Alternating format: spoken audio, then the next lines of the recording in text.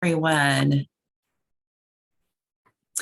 Hello, my name is Shelley Probstill, and I am the Literacy Manager at the Michigan Department of Education. And I'm excited to kick off this webinar, Accelerated Learning for Literacy through Summer Programming, Instructional Practices, and Funding Resources. We have several resources to share today. We also have educators from the field who will share their summer programming aimed at accelerating student learning. For a lot of Michigan children and youth, summer is a time when much needed opportunities for learning, adult connection, and daily structure are lost. As our state and nation continues to move beyond the COVID pandemic, we know our young people have a great deal of ground to make up. It's important to think about the variety of losses. It's not just academic, it's also social and personal. Mitigating these losses is going to take a multi-year effort. And right now, summer learning is more important than ever, and it's essential that we get it right. There are many different types of summer programming that can be effective.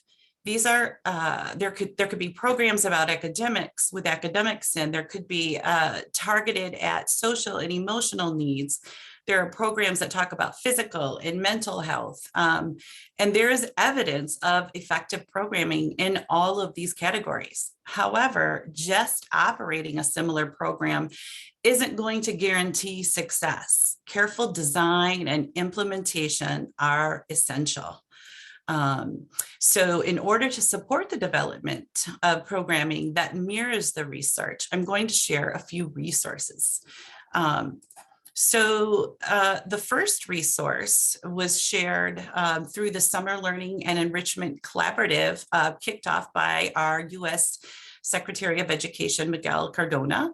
And really what this did was throughout the summer of 2021, the collaborative invited 21 states, school districts, community partners, and other stakeholders to participate in a series of virtual learning opportunities to discuss and share promising practices. And to this date, the collaborative has had over 40 topical sessions. So those range from attendance to STEM partnerships, developing community and school agreements. And this link will take you to all of those plenaries, all of the videos, all of the resources, all of the tools. And they are organized under 6 broad topics along with videos. The collection will continue to be updated over the next few years with future activities and additional resources. So this is just a wonderful link, and excited that our Secretary of Education is leaping in and doing this with gusto. The second resource that I want to share with you is about a study, the National Summer Learning Project. And this study followed nearly 6,000 students from the Boston, Dallas, Duval County, Florida, Pittsburgh, and Rochester, New York, and also their local community partners.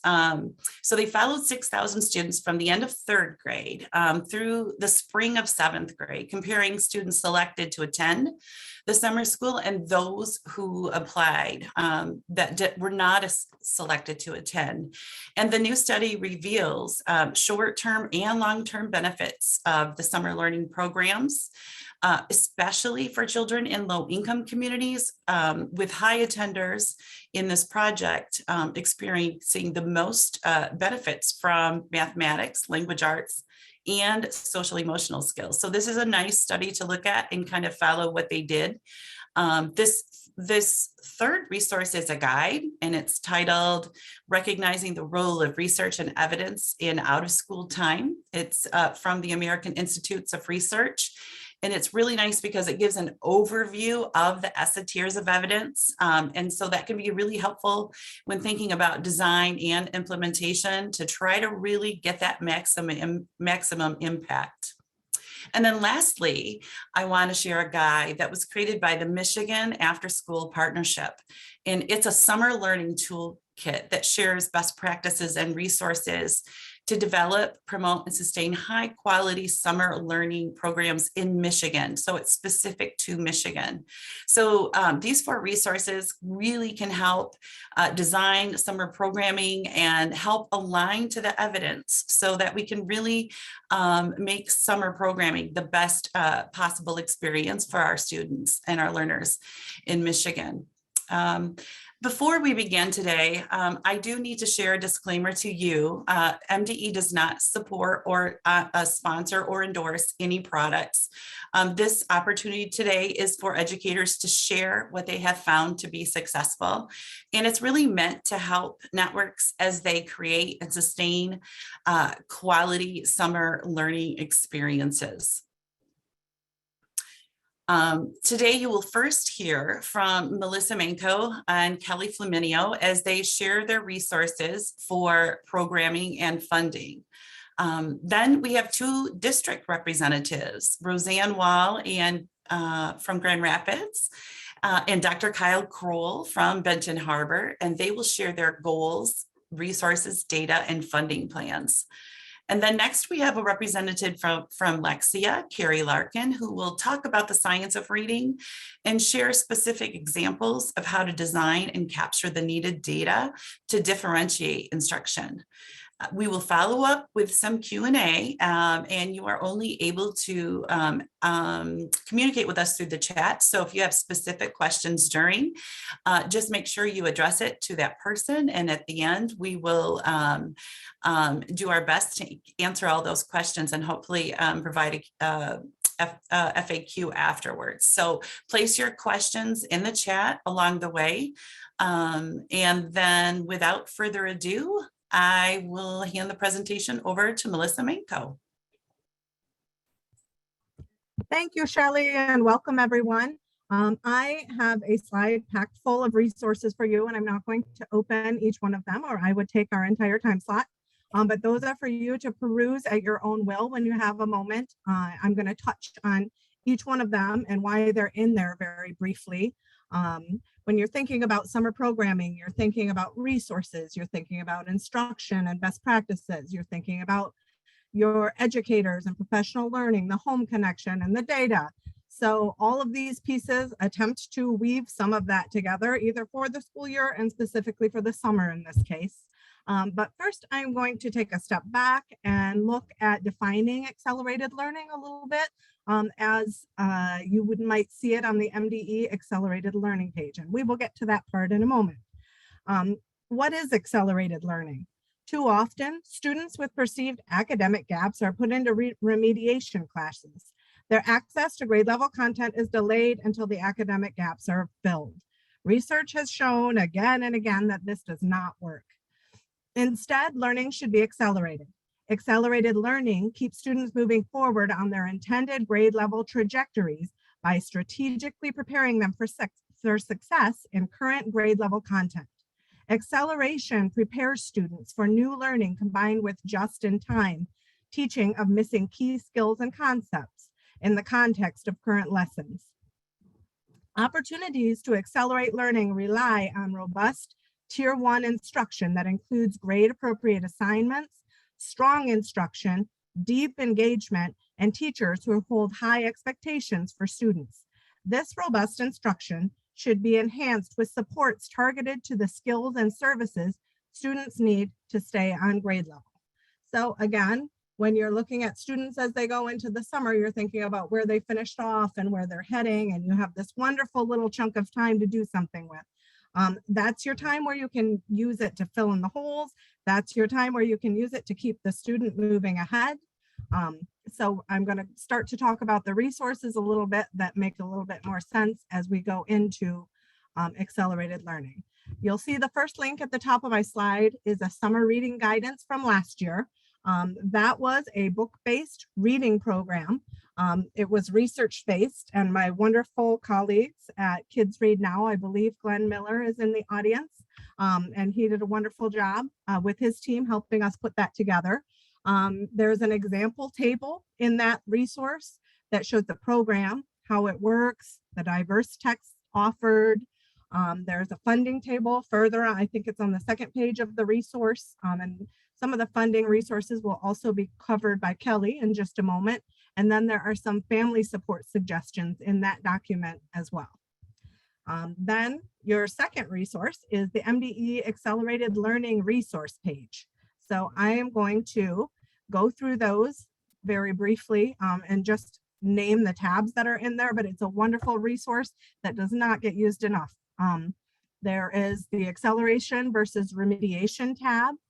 There's the targeted support with tutoring, strategies for accelerated learning. There's focus on essential skills, a strategy for accelerated learning. There's tier 1 grade level instruction, assessment practices for acceleration, accelerated learning through student engagement, accelerated learning and the whole child, preparing young children for accelerated learning, so a nod to early childhood. A coming soon or under construction tab is network of practice. There's resources, videos, and there's professional learning. And a couple of those we're going to touch back on in just a few moments. I would like to also hop down to Literacy Essentials, my next link. Most people in the audience, I really truly hope, are familiar with the Literacy Essentials. And if you are not, please go now while I'm talking. Those are wonderful foundational pieces, quality research-based practices to inform the development of knowledge and skills in emerging to fluent readers. There is professional training modules, and then there are some go-to resources in there. It's an incredibly rich website, and there are many supporting documents to strengthen the resource for educators, for administrators, for families. The third thing that the fourth thing I'm going to touch on very briefly is the LETRS program, and you'll hear a little bit more about that from our good friend Carrie, so I won't spend too long on it.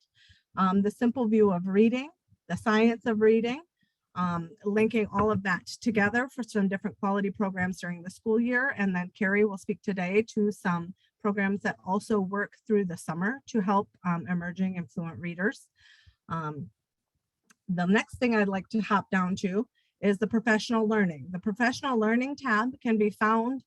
It will take you right to that in the link, but that's on the MDE Accelerated Learning resources page. There are some MDE and my MTSS series trainings coming up this summer for educators. So I wanted to make sure that I highlighted those because two of them specifically that are coming up in June and July speak directly to the robust tier 1 instruction that I just referred to a moment ago, and then assessment practice for acceleration. So those are both spot on. June 28th is Dr. Sharon Bond. She will speak to tier 1 grade level essential skills in ELA and robust tier 1 instruction. The second one is July 26th. It's Dr. Nancy Nelson, and she is speaking to assessment practices for acceleration. Let's see here, my fifth resource, family engagement and literacy resources, something I'm very familiar with. There are 3 sets of documents to those, and if you are not familiar with those, either for the school year or for the summer, it is family engagement and early literacy sets of briefs. There are 3. One goes to administration, one goes to the educator, one goes home, ready to go with resources listed at the end. Take a look at those and some of that. MDE also offers myself and a coworker if you are interested in any kind of PD opportunities for your school or your district on those resources. And then finally, taking a look at the accelerated learning and assessment practices.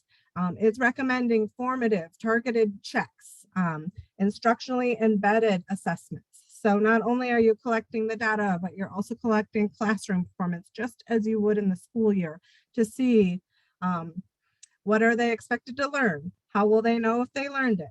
What will be the response if they didn't learn it? What will be the response if they already know? And where will you go with that? So I talked very quickly because that was a lot to pack into a short amount of time. But those are just some ideas and resources when you have a time to go back and look at these that might get the gears going a little bit. And with that, I am going to pass the stage over to Kelly, who's going to talk to you about how you find the money to do some of these wonderful things. Thanks, Melissa. Oh, why isn't it moving? There we go. So I'm Kelly Flaminio. I am the Early Literacy Grant Coordinator with MDE. I recognize a lot of names on this, on the attendee list, but I'm going to go over briefly different funding sources that could be used to provide summer programming. I know a lot of you are probably familiar with most of the ones listed here, but and you especially know me if you handle Section 35A5, additional instructional time. Those funds are intended to be used to provide additional support and resources to pre-K to grade 3 students identified through your district's initial assessment as showing signs of an early reading deficiency. Additional support can be provided not only with summer programming, but also before, during, and after school. And those funds can be used to cover staffing costs for any of those programs, assessments, technology, reading materials, PD. We are seeing a big uptick in districts that are providing summer programming with these funds. A lot of that related to COVID. Another section from state aid that can be used for summer programming is the 31A, commonly known as the at-risk funds. These funds can be used to ensure that an identified student is reading proficiently by the end of 3rd grade.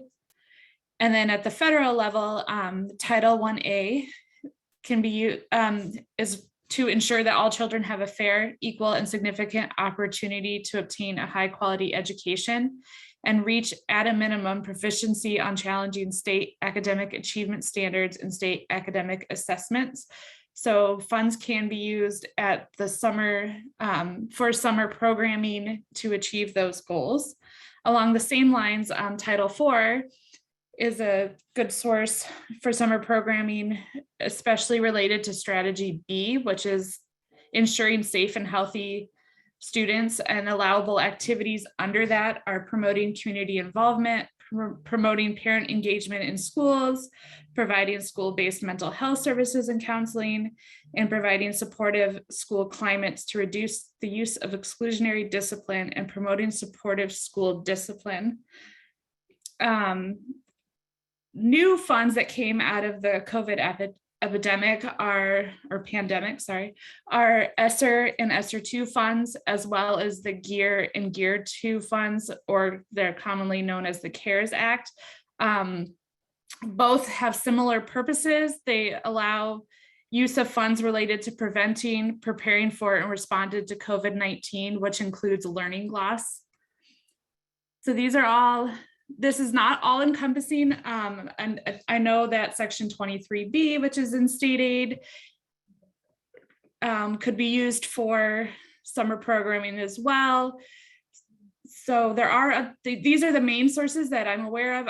This is not all encompassing, but this is a good start. So I'm going to move to, we're going to go to our district presentations now. And up first, we have Dr. Kyle Kroll from Benton Harbor Area Schools. Hi, folks. I'm going to speak to you today about our summer school and literacy programs for 2022. So we can go ahead and switch to the next slide here. What I'm going to talk about today, just briefly an overview, introduce myself a little bit, and then I'll get into a quick overview of our summer school plan, and then build off of that to discuss our 3 main literacy projects for the summer, which include our community garden, community book fair, and creative writing day. So I'll go ahead and get into my introduction. I'm the Assistant Director of Literacy and Curriculum here at Benton Harbor Schools. And this year is my first year at Benton Harbor, and I've been focusing mainly on literacy since that is our biggest focal point right now in the district. We've been looking specifically at professional development and training teachers to make sure that they have adequate skills to help our students develop the skills they need to be successful when it comes to literacy. Our goal for the summer is to connect our literacy support programs directly with the curriculum that we're using. And we're going to talk a little bit about how the foundational curriculum helps us build on those summer programs. So our summer school curriculum, we are looking specifically at using SAVAS, so the reading impact and the math program that SAVAS offers. Our summer school demographics are pretty basic. We're doing a 5-week summer school program. There are half days, 4 days a week. And we arrived at that kind of setup mostly because last year we went for about 9 weeks or so with summer school, and we experienced a lot of burnout for both our teachers and our students. We looked at feedback from students and our teachers alike and made changes based on that feedback to make sure that it was going to be a quality program to use. Along with the SAVAS, which is a 5 to 6 week scripted program using pre and post assessments and responsive and adjustable data. We're using the Hegarty curriculum for reading as well as Delta Math. And we'll be using our MSTEP and NWEA data to help us determine where we need to focus our accelerated learning. And then we'll actually be retesting with NWEA over the summer, specifically for that 3rd grade group, since they're going to be a focal point for us to make sure that remediation and accelerated learning has happened with that group. So that as our foundation for our curriculum, we actually will start talking about that first summer literacy project, which is our community garden. So this is one of the programs that we're very, very excited about when we look at our programming. We're going to actually start at the tail end of this school year, kind of the last few weeks of school. Each grade level at our elementary group, K through 5, is going to kind of be assigned a different aspect of gardening. And we're going to provide books to kind of incorporate into our classrooms and to take a look at the different aspects of gardening, whether it's anything from actually how do we dig up the land to actually put a garden in place? How do we plant? How do we take care of the garden? The whole gambit from inception to harvesting. We're going to have each grade level kind of focusing on a different part. They'll use those skills and that new knowledge that they attain from all the different books and learning that they're going to do and apply that immediately into the garden. It's actually going to be on site at one of our elementary schools. And we're collaborating with the Benton Harbor Community Development Corporation to make that happen. They've done a couple of projects like this where they've worked within the community. One of the things that we're most excited about, of course, we're getting books in kids' hands. And they get to actually take that knowledge right away and apply it, which is pretty exciting for them. But we also are going to be sending home fresh produce with the kiddos that they grew with their own hands. I know from my own experience with my daughter, she's so excited to be able to show everybody, I grew this, this is great. So we're hoping to have that same sort of excitement with our students. So that's our first literacy program, and that'll be happening throughout the summer, but starts very early in the summer. Our second summer literacy program is our book fair. I know that personally, when I was in school, Scholastic book fairs were, cream of the crop school days. Everybody was really excited. However, I know that it is problematic when we've got an at-risk community that may not have the financial ability to purchase books. So I don't want that to be the reason that our kids don't have books, or our community members don't have books in their hands or in their homes. So we are kind of taking an expanded view of the book fair by making it available completely free to both our students and our communities during the summer.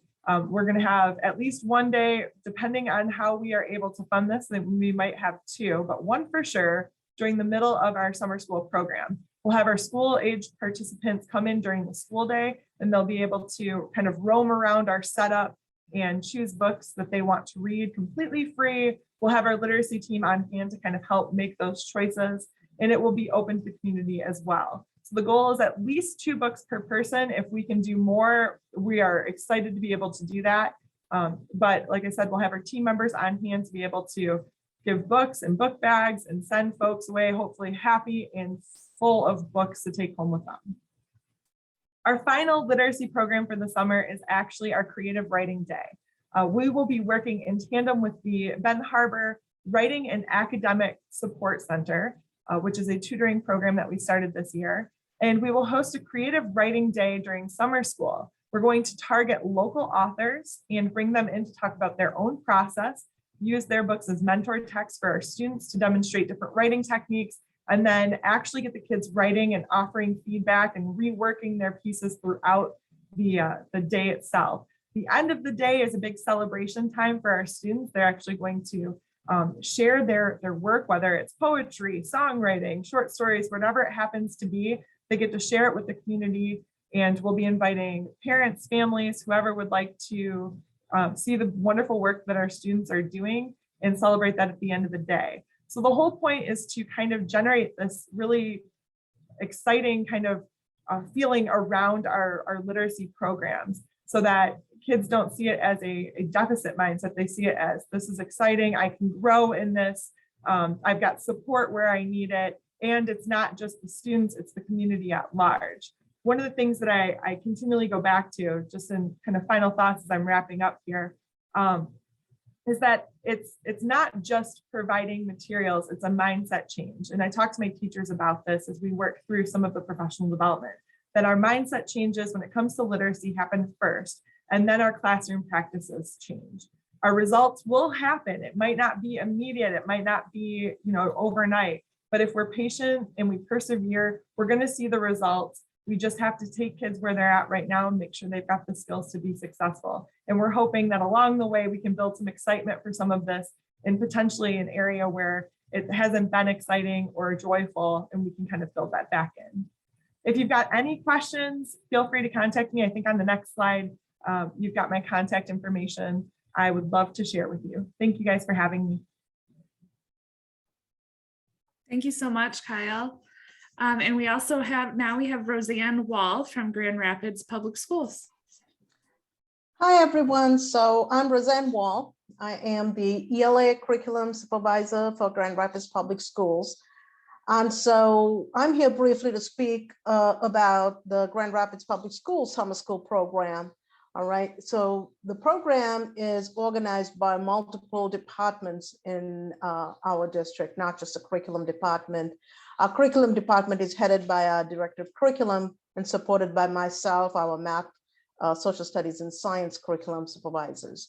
Right, so our main goal for the Grand Rapids Summer School was really to look at the learning loss, focus on maintaining, developing those ELA and math grade level priority skills, right, based on those priority standards. And then of course we have the 9-12 where we are looking at recovering the credits, right, for graduation.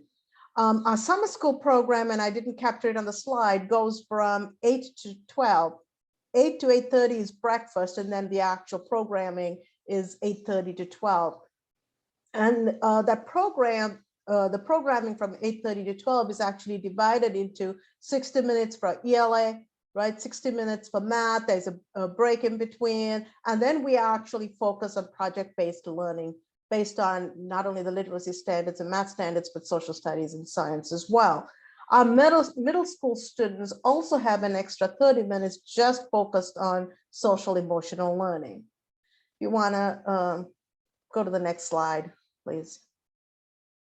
So as you can see, so I'm looking at the K-8 first. So our K-8 program, that 60 minutes is kind of divided into two camps. We're focusing on using Lexia because Lexia is a great blended and adaptive program, and I'm sure you'll hear more about it, right? And so it reaches where the students are at, but the goal is to get them to grade level, right? However, we didn't want Lexia to just be where you put the student on the computer, right? And the student's there for 20 minutes. So you can see I worked with Julian, actually created a kind of a routine to look at how does Lexia, how would we use Lexia within the 20 and 25 minutes within our instructional framework, right? Looking at Monday through Thursday. And so it kind of breaks up, it's targeted to small group, but we want to be intentional about making sure that the teachers look at the data, right? And actually have a small group where the teacher leads the activity while you'll have another small group on the Lexia, the digital component, but you also have students really practicing and applying what they're learning. So we kind of wanted to capture that framework where you actually saw the blended rotation model within those 20 or 25 minutes. The next one, if you want to go to the next slide, please. Okay, so the next part of our 60 minutes for ELA, we were focusing on capturing students through those book clubs, right? Having students explore reading, loving reading, discussing reading. And so we've decided to go with Reading with Relevance, which is a reading, it's a reading program actually that is evidence-based, and it actually focuses also on the social emotional tenets as students dig deeper into text. So we're using Reading with Relevance. Our second graders through 8th grade, and each grade level has a novel that they will be reading, analyzing, talking about, bringing student voice into it. And then our K&1 students will be using the Savas Summer Impact Reading Program. As you heard before, it is a scripted 5-week program. It focuses really on those priority standards, the foundational skills, as well as focusing on vocabulary and comprehension. And in addition to that, we also are trying to put in that independent reading time where we have at Grand Rapids, our e-library, Sora, that has thousands of books, from pre-K through 12th grade that our students have access to. And so we're going to be utilizing Sora for that independent reading component. If you want to go to the next slide. Our math department decided to use Zearn as their math summer program. And so this program actually will focus on, again, there are online lessons as well as actual print lessons that the teachers can use in whole group and small group learning. And not only the direct instruction, but actually supporting students with the application of the concepts that they're learning.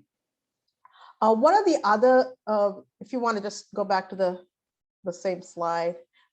Okay, so one of the other big parts of a summer school program is the project-based learning.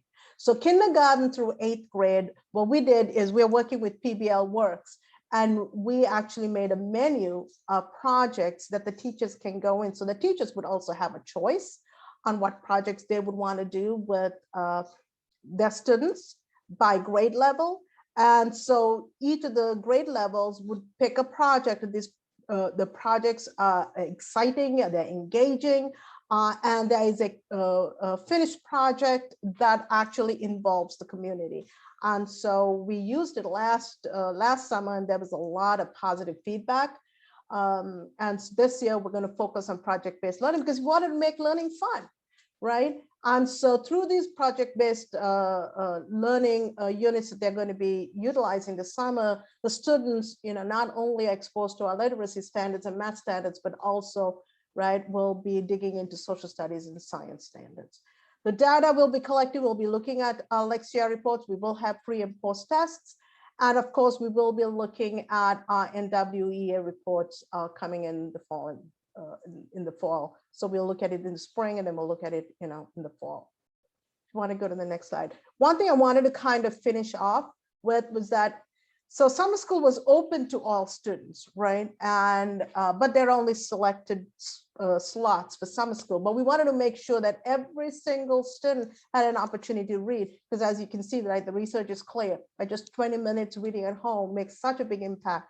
So all of our students have access to our e-library, but what I also forgot to put on the slide is that we are connecting with our Grand Rapids Public Library for their summer reading program. And so we're not only bringing it into our summer school, but we're making sure that all of our Grand Rapids public school students have access to the Grand Rapids Public Library summer program.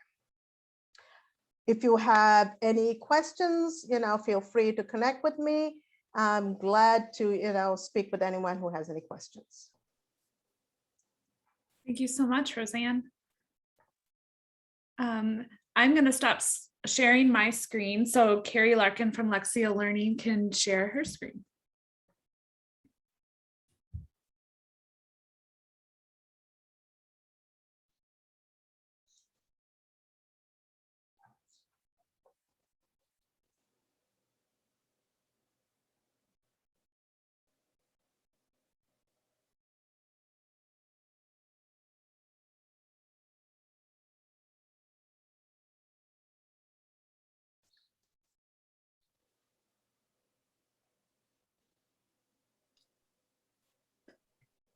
Carrie, you are on mute.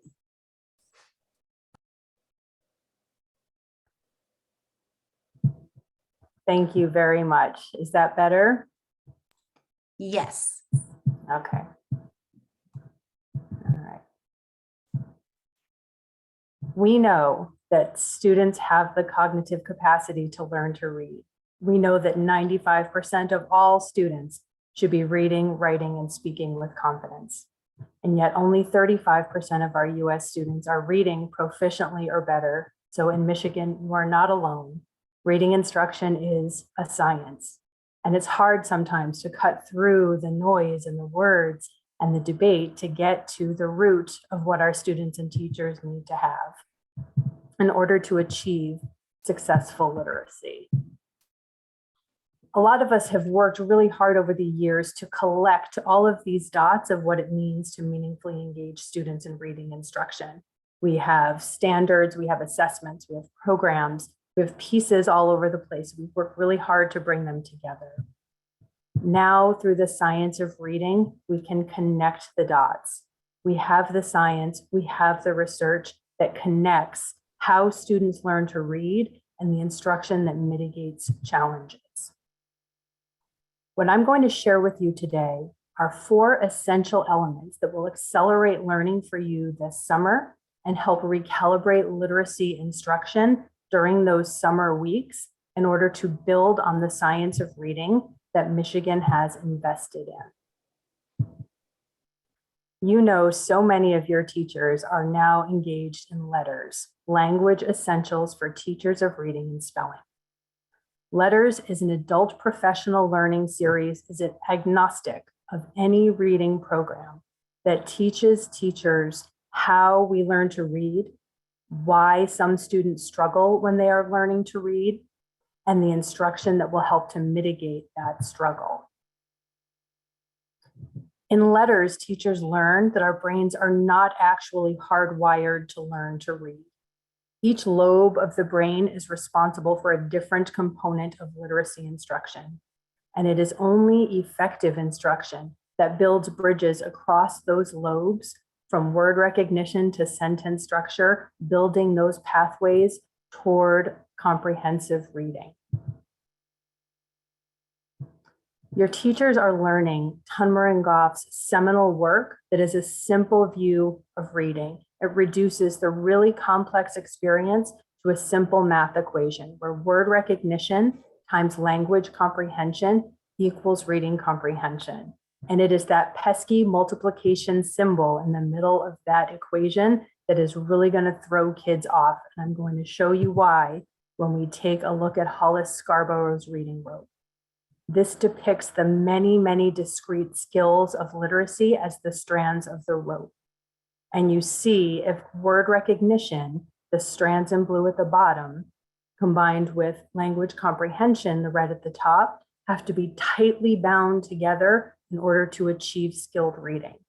And if any one of those sub-skills is lacking, that multiplication tells us we're going to have a struggling reader. LETRS is building teacher knowledge of the science of reading.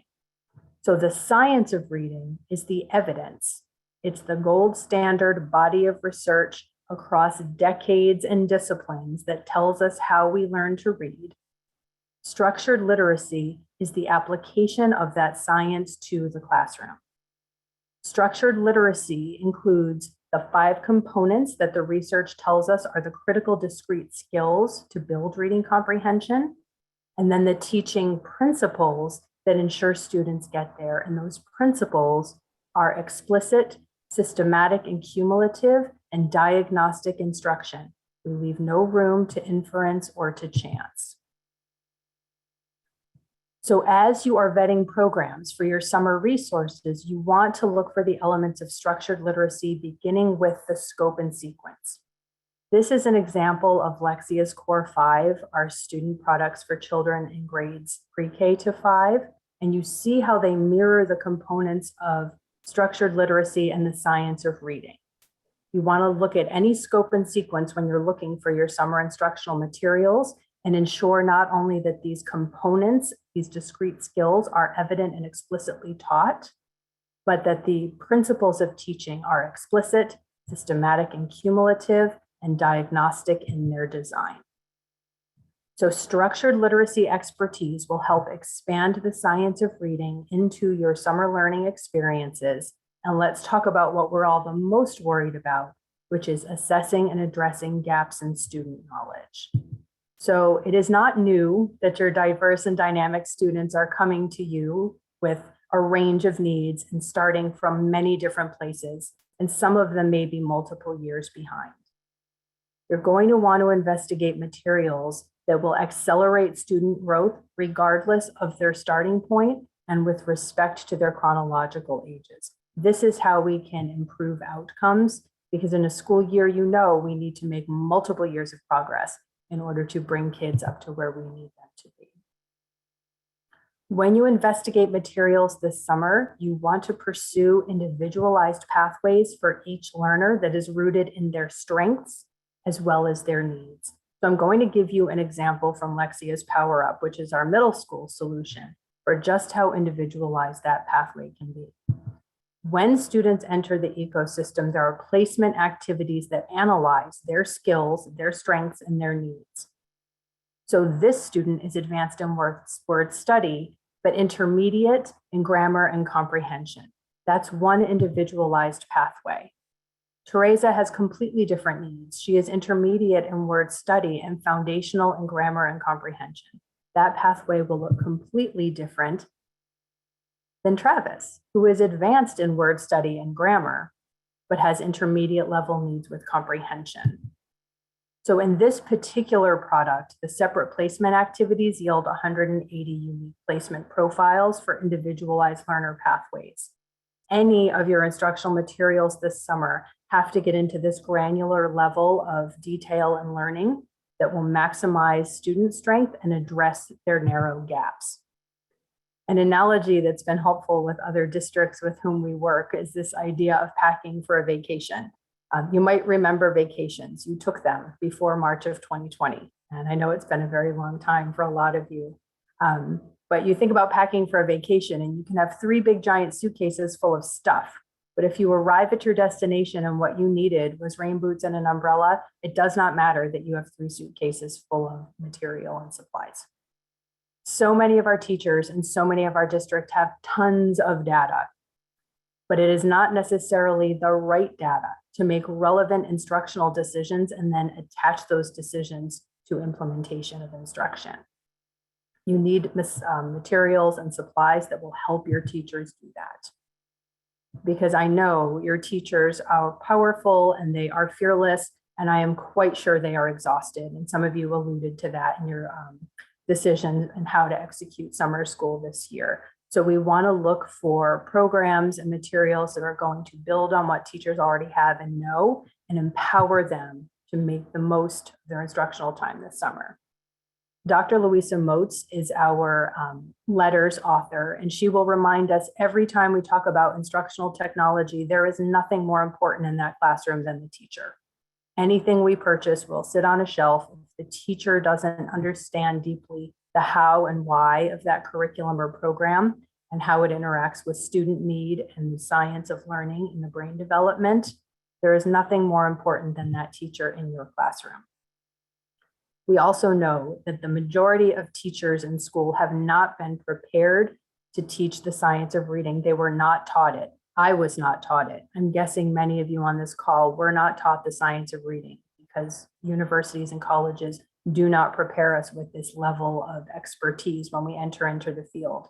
So this is new learning or building on learning for so many of our classroom educators. And this is why Michigan invested in letters for so many teachers to broaden that depth of pedagogy and expertise.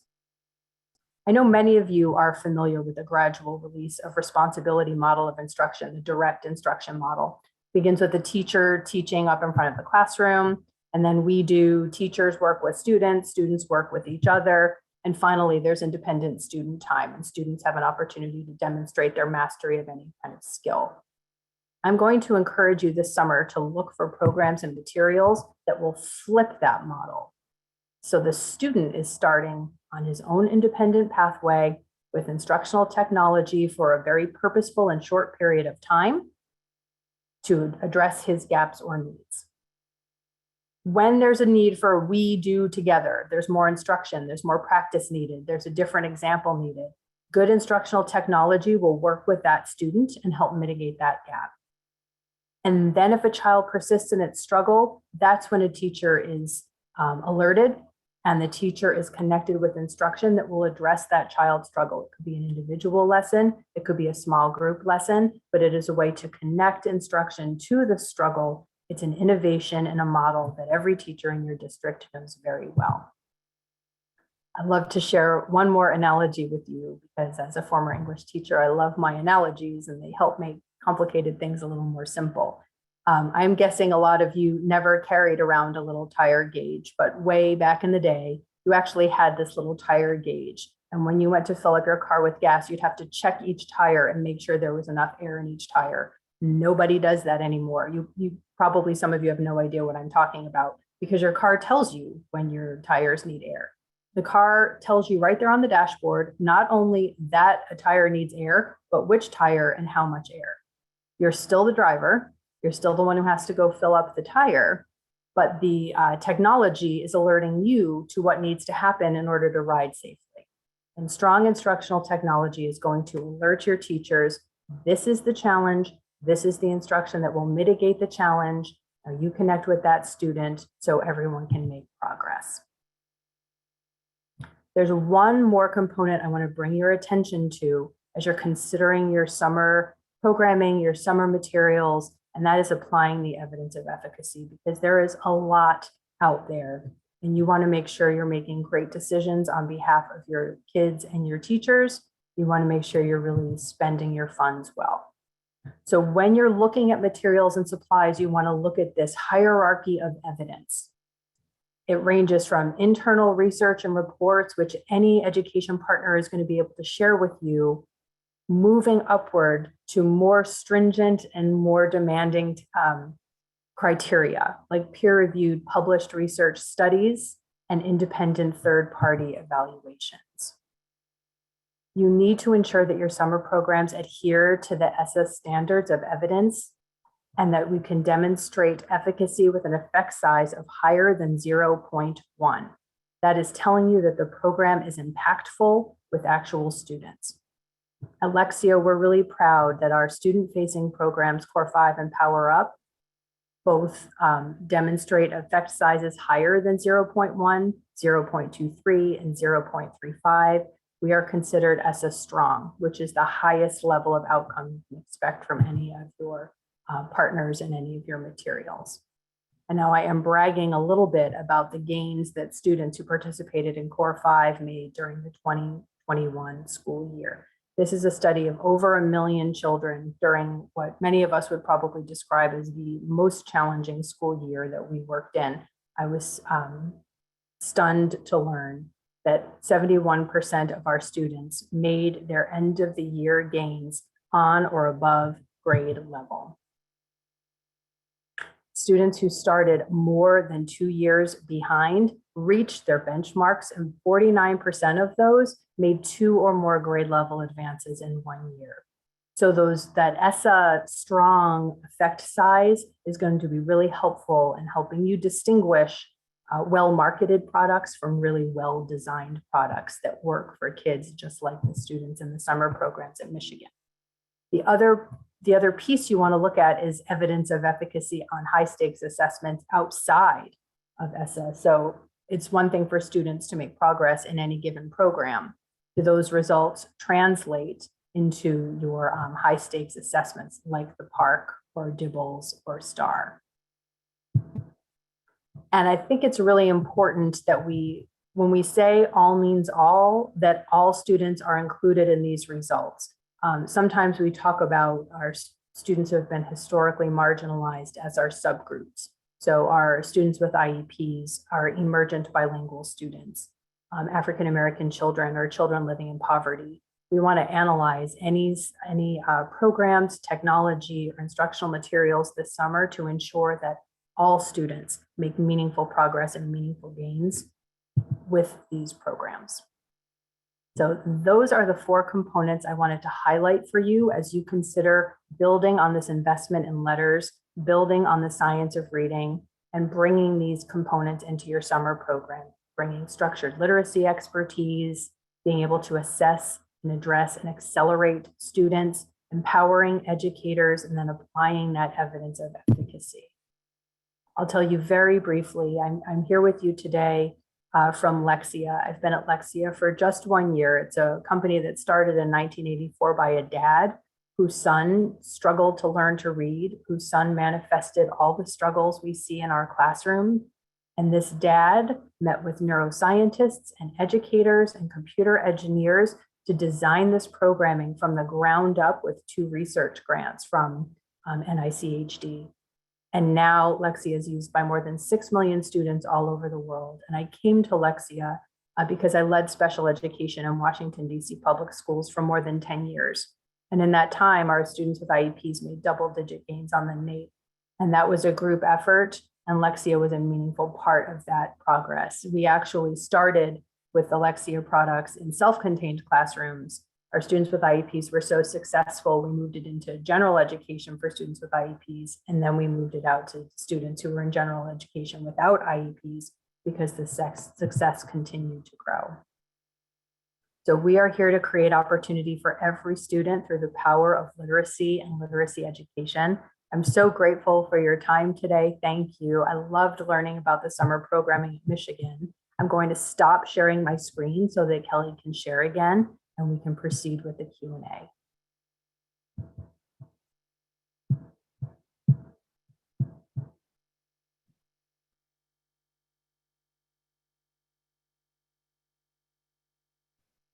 Thank you so much, Carrie. That concludes our presentations for today, but if you have any questions, now would be a great time to put those in the Q&A. We will stay on for another 5 to 7 minutes or so, and we can answer those live as those come in. Just so you know, after I stop recording, please stay on for about a minute. A survey should pop up for you. And it's just 3 simple questions that we would love to have you answer, rating what you thought of this webinar. And if you would like more information, it will ask you to provide your email address to us. And this webinar has been recorded. We have to get it closed captioned before we can post it. So that usually takes about 1 to 2 weeks. And when that is available, it will be posted to the MDE Summer Learning webpage, which I did link in this slide. So if you have any questions, please feel free to put them in the Q&A.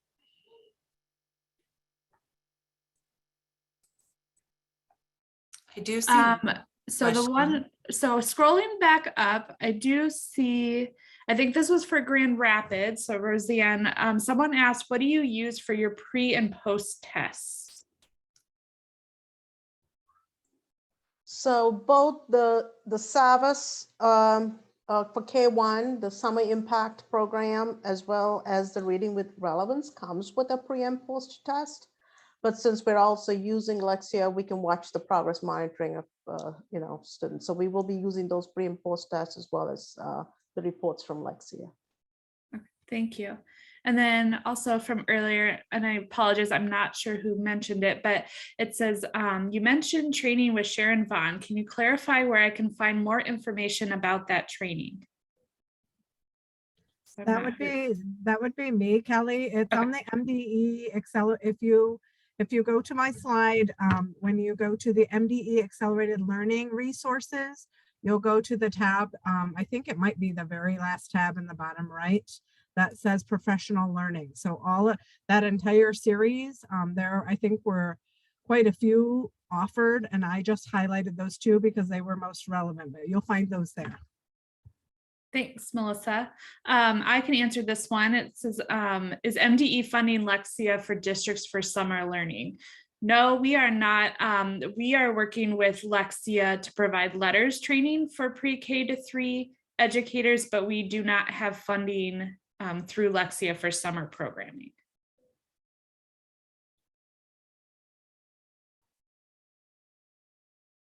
However, if you do get 35A5 additional instructional time funds, you can use those funds towards a program like Lexia or Kids Read Now or various other summer programs that you could use those funds to cover those costs for pre-K 3.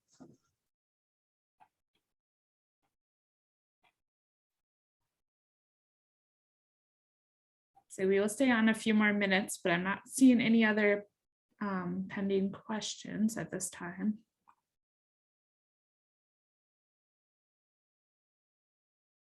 I'm going to stop sharing, but like I said, if once I stop the recording, please stay on and answer the 3 quick questions in the survey.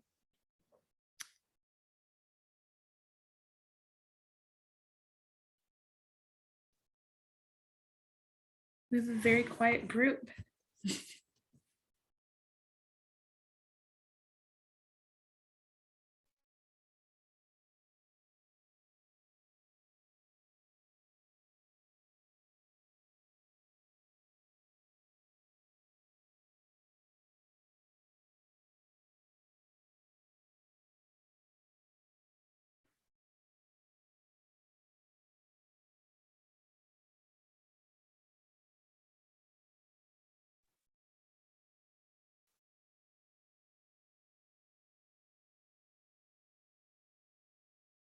All right, well, I'm not seeing anything else. So thank you for joining us. And if you have any questions after the fact, oh, I apologize, I did not share the last slide. All our contact information, everybody that presented has contact information that is included in the slideshow that you have access to. We have a general MDE literacy unit box, Alexia Learning, Benton Harbor, and Grand Rapids. So if you have any questions after, feel free to reach out to any of us. We're happy to help. So thank you for your time and thank you for attending today and have a wonderful day.